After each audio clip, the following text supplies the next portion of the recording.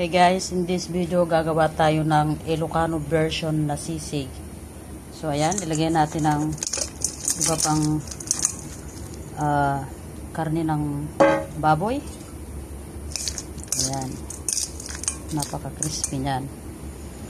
So lagyan natin ng ito, sibuyas, luya at siling red.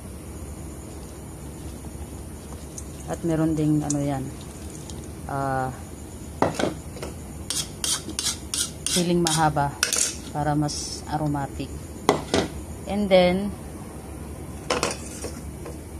lagyan nating salt.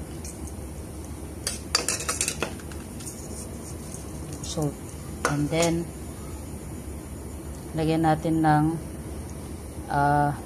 kalamansi. Ayan. Konting soy sauce para sa konting aroma. Ayan, mekos-mekos. Ayan, napakaganda ng ating karneng baboy. Napaka-crispy.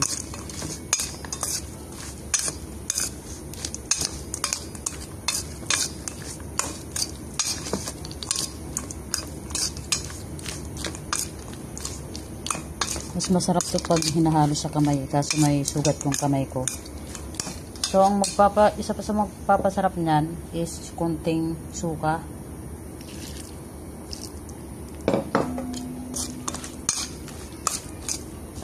Ayan.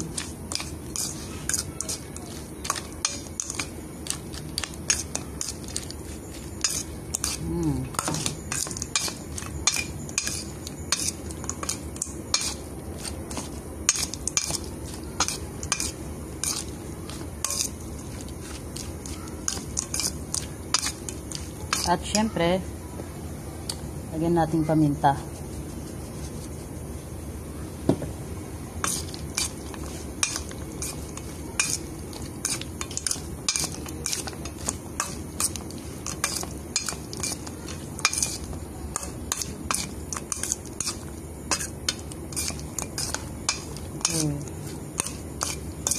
Tikman natin.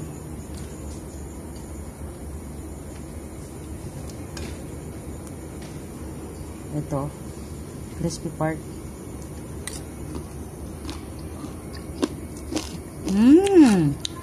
Sarap. Halika, tikman mo na to.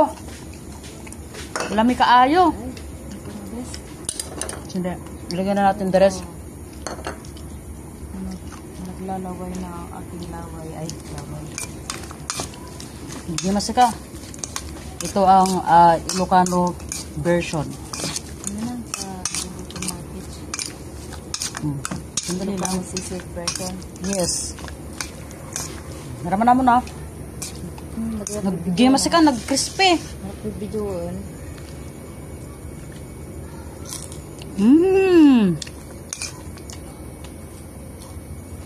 Mas masarap to pag kamay ang panghalo. Mas masarap. Agala ka tikwat, gloves. Mas masarap kasi na kwata. Mat. Quality, di ba? And then, ito pa yung ating isang version. Ito yung sinasabi nilang suka lang? Kinilaw. Na may suka. Ito, tikman mo rin to.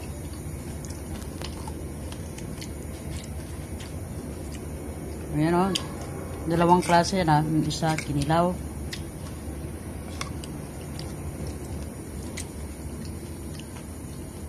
Na may suka. Gimas. Di ba? Gimas. Ayan. Baka pag nakita na dito, mapapabili sila ng 2x2. Pero pas muna ako sa alak. Gagawa lang ako ng ulam. Okay guys. So ayan. Napakasarap nito. Talagang Ilocano style.